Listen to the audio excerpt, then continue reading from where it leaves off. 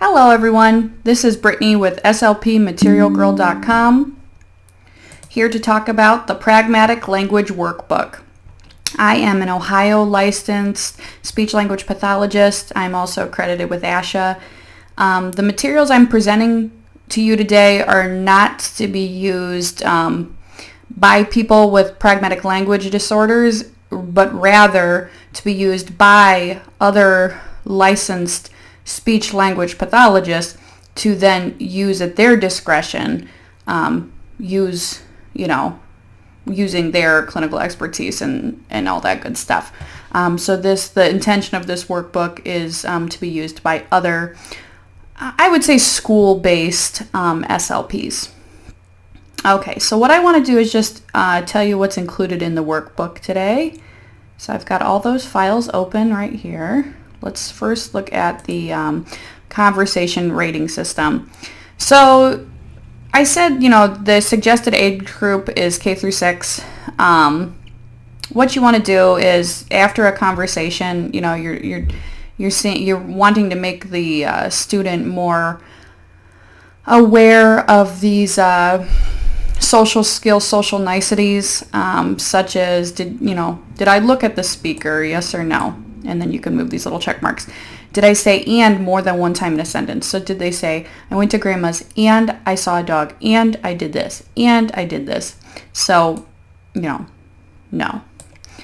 Did I wait until the speaker was finished talking? So basically, did I interrupt the person who was speaking? Let's say no. Did I interrupt two other people? So let's say we're doing this in a social skills group. I'm having a conversation with the student, or the SLP is having a conversation with the student, and another student comes and interrupts. On their little, their conversation rating system, they would have to hit yes, I did interrupt. And did I stay on topic? Did I make connected comments? So this is just a way for the students to kind of reflect on their performance. I'm going to hit Control Z and put all my little check marks back. I did want to show you guys, before you start using this, you can right click here on the left and you can hit duplicate slide. That way you don't mess up your master copy. So if you do, if you're moving all these check marks, you can just right click that and delete it at the end before you save it. You can have multiple ones of these for, different students. Like I said, if you're doing a group. I do have this online format, but I also have it as a Word doc. So if you just want to print these out ahead of time, maybe laminate them or put them in one of those dry erase sleeves. That way you can reuse it a bunch of times. Like each child has their own. Or you have multiple ones that are laminated that you can just write, like I said, write with the dry erase marker, so that they can get a little bit of self-reflection on their performance, which I think is helpful. Okay. So like I said, digital, or you have the printable version. You could print this as well. You would just file, print the whole slide. Yeah, full page slide. You could just print this. All right. I'm going to not save any changes I made. Then I have a getting to know you bingo. I suggest grades 4+ only because they'd be able to read this. But if you did this with a younger age group, you would just have to read it to them, and that's fine too. Bingo is always fun. These 6 boards, it's the same questions, just rearranged 6 different ways. That way, if you're playing with a group, some people will win bingo and some won't. And how you would do it is you would just call out a question, how old are you? And then you could have the group just take turns answering, and then they mark this with their little chips. And whoever wins bingo first gets a prize. Just a way to kind of break the ice on the first day of school. Pretty standard. Okay. Then we have the head to toe listening book. I'm suggesting grades K through 3, but use your own discretion. I put these cutout lines on the edge so that you could print this. The students could cut them out and you could potentially hole punch them and bind them together so that they have their own little listening book. they love this, head to toe listening. So, how do I become a head to toe listener? A head to toe listener has eyes that look at the speaker. So you go through the book, you read the book together. They have a brain that is thinking about the speaker, shoulders that are facing the speaker, quiet hands that are still. And you have the students show you, how to be a head to toe listener. And at the very end, look, I can be a head to toe listener. And then you review it. Now, if you want, instead of printing all these pages out, if you want to just print this last page out and let them take this home, look, mom or dad or grandma or whoever, I'm a head to toe listener, and this is how, because I have eyes that look at the speaker. I have a quiet mouth. I have a brain that's thinking about the speaker. So they review these. Now, this last one, I had to add an extra finger, so I have quiet hands and quiet feet. So you see I combined that on the pinky. So that it could be a nice clean 5 fingers. And where this comes in handy, if you work with the teacher and you get the whole class trained on this, you can even, go into the class and do a little in-service. Then the teacher now, whenever she puts up the 5 fingers, everybody knows, oh, she's telling me to be a head-to-toe listener. And it's a powerful hand signal, like a visual signal, a visual cue, rather, to get the students to use the head-to-toe listener program.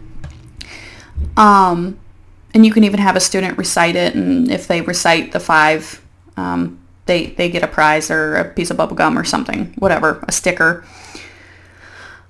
But yeah, this is cute.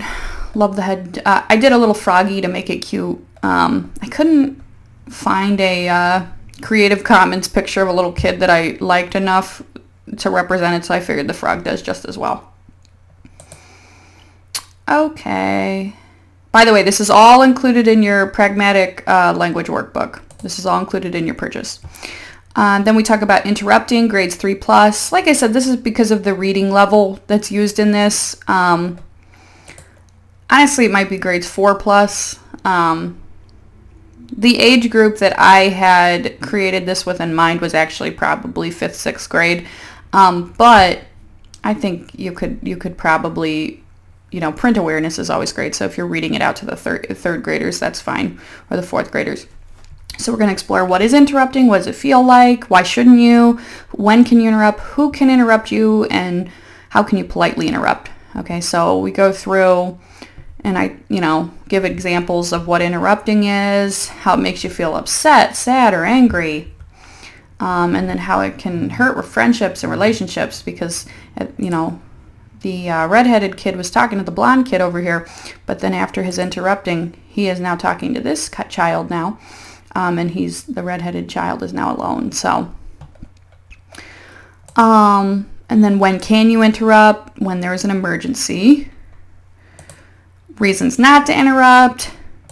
Couple gray areas. So you're just going through this PowerPoint. This is just like a lesson for the day. And then we get to practice time.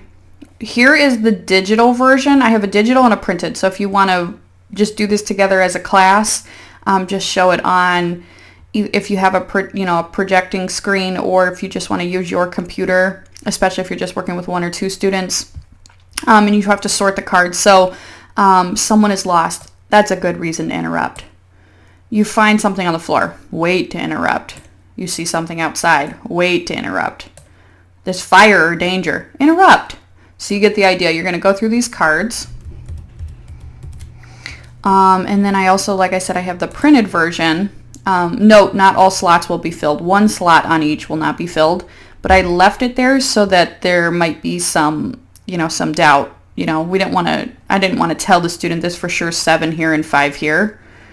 So you would just print these out, cut them, and they'd paste them, and then they could take that home and show mom, grandma, dad, whoever. And then there's a review at the end, so then you go through these questions with the student after you've done this social story. So that's interrupting. We've got Jeopardy. Okay, so I want to show you guys how this works because it does not work unless you're in slideshow mode. So you go to slideshow, from current slide, and now you can play the game. So let's say I want to pick idioms for 10. This is kind of like this is for your more advanced students, your older students. Under the weather, it's raining cats and dogs. What do they mean? So they both look like they're talking about weather, but they're not. So under the weather means you're not feeling well. It's raining cats and dogs. It's raining a lot. Then you go ahead and hit this arrow, a purple arrow on the bottom left, and now that's blocked out. So now I notice another student goes, emotions for 20. And you just would add these points up on the side so that they can, keep track of their points. And you can see who wins the social, the pragmatic language game of Jeopardy. How do you think this person feels and why? You know what? This picture is really interesting. My husband and I totally disagree about how this person feels. I think this individual looks very overwhelmed. He's running his hands through his hair. His eyes are, open. His desk is very messy. He's got this book open. He's staring at the laptop like he's really trying to learn and understand. I think this individual looks very overwhelmed. My husband, though, thinks he looks excited. Like because he almost has a little bit of a smirk like, wow, I can't believe I did it. I can't believe I accomplished it. So the fact that my husband and I had such a disagreement about it is why they have to explain why. How do you think this person feels and why? Because you could pick any of these and they might be right. He might be tired. He might have been studying all night long and he's exhausted and he's physically just holding his eyes open. So have the student explain why, and it's just to help them become more aware of others' emotions so that they, they can make more mindful decisions during social interactions. Build up their friendships and be good communication partners. Part of that whole pragmatic language thing. Okay, so you guys get the idea with Jeopardy. Okay, so remember, slideshow from current slide. All of these PowerPoints I've been talking about are all going to be given to you in Microsoft PowerPoint, but I'm also going to give you a Google Slides version. This Jeopardy is the only game that is not available on Google Slides. It's because I created this in an old version of PowerPoint and it's just not converting over nicely. But everything else is available in Google Slides and Google Doc. But the way this is available on Google Slides is you could always just print these questions, I suppose, and make like a flip book or something. We're creative. You can still make it work. You could make a binder with all these questions and then correspond like this is question, emotions 20. You could just label it in the bottom right and you could print it off and you could just physically play Jeopardy, not on the computer. Or the way it is, it's just the buttons don't work, like the arrows. So you could just flip around, But anyway, so that's Jeopardy for you. Joining a conversation. This is a nice big workbook. I hope you guys enjoy it. I tried to price it reasonably on slpmaterialgirl.com. Joining a conversation, 5 steps. Another social story, grades 4+. You could do this with 3rd graders, I'd say, but when I made it, I was thinking of 4th graders up. Listen to what's being talked about, walk up to the people talking, wait for them to look at you, say, excuse me, were you talking about Roblox? Or make a connected comment, oh, I've been skiing before, or I would love to go skiing. And then you join the conversation.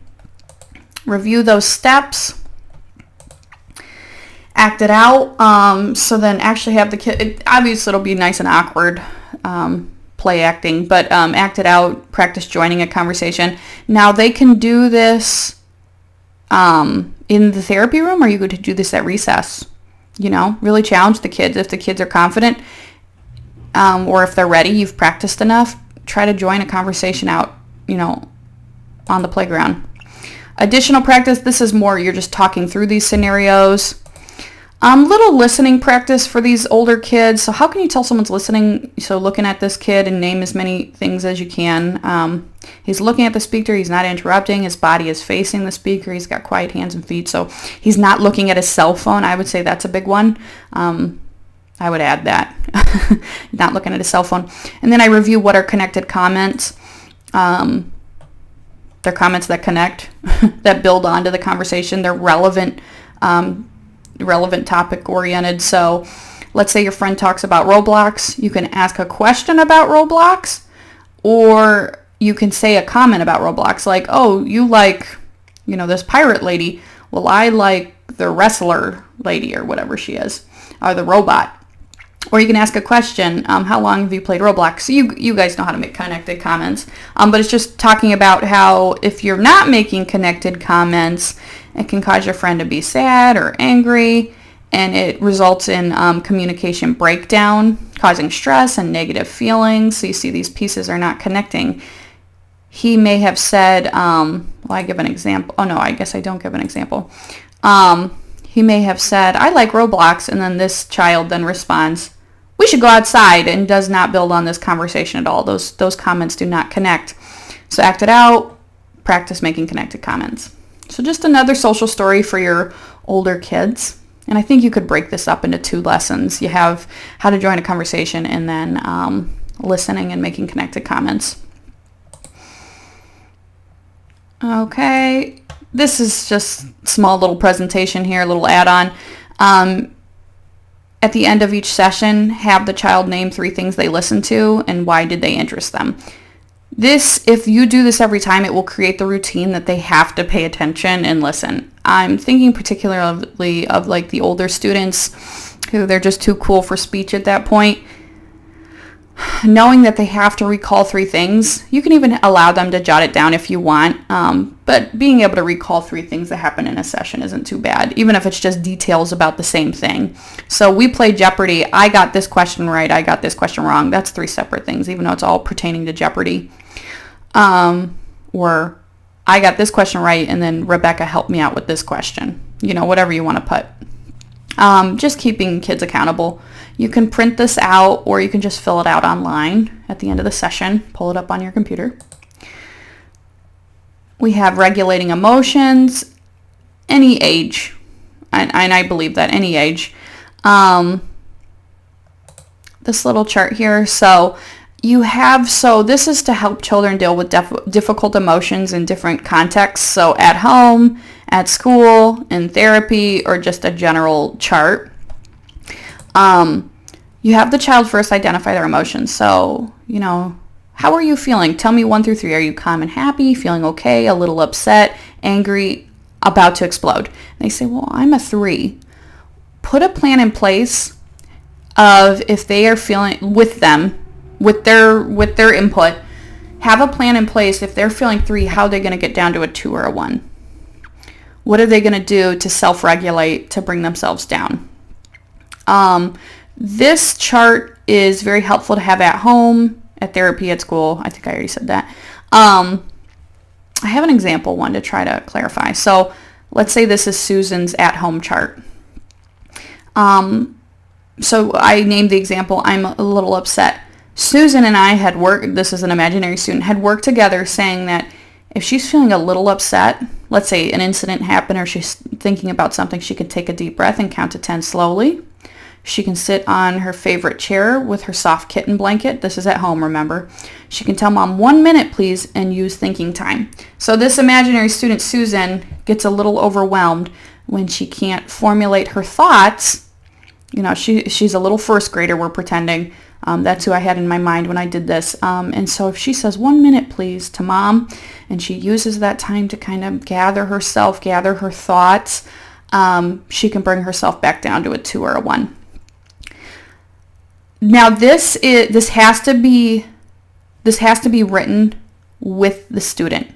They have to think of these ideas with you. You can suggest things, but really what makes them feel good that's going to bring them back down to calm and happy. And it's not a punishment. Like right here I have take a nap.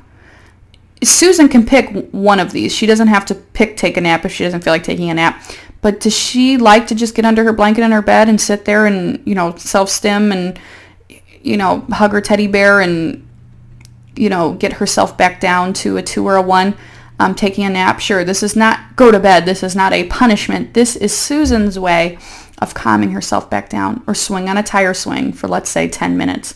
If she's angry, she's having a hard time regulating her emotions, and it's nice weather outside, can she go swing on the tire swing for 10 minutes and then come back in and say, Mom, I feel a lot better? So you're going to want to do this with the student. You're also you want to do this with mom or grandma or guardian, developing this plan. And I say any age because, I mean, truly any age. I know it's a little cartoony. It's more appropriate for younger students. But I myself have even thought, you know, I'm feeling like I'm going to explode. I'm a 5. What can I do to resolve this emotion? How can I bring myself down? So, you know, I take a 10-minute walk or a walk around the block. We all have to self-regulate because, as I put right here, all feelings are valid and acceptable, but how one regulates these emotions and experiences them is what matters. So all feelings, don't tell Susan she's wrong for feeling angry. She's not wrong for feeling angry. It's just how you deal with them, keeping everyone safe and comfortable. So we want to safely develop a plan, or, you know, to help in these difficult times. And this is a liquid document. Change it as needed. So that's why I would almost say use this blank one down here, maybe laminate it and fill it out, or write in pencil. Don't laminate it and write it in pencil. Post this in multiple spots. Post it in the home, you know, if it's at home, on the fridge, in the living room, and in the bedroom. And keep this document liquid, because maybe she thought maybe she thought taking a nap would help. It's not helping. She gets up 10 minutes later and she's still very upset, or a half an hour later. Well, what else can we do? And you have to develop this plan when the child's in like a 1 or 2 state, I would say.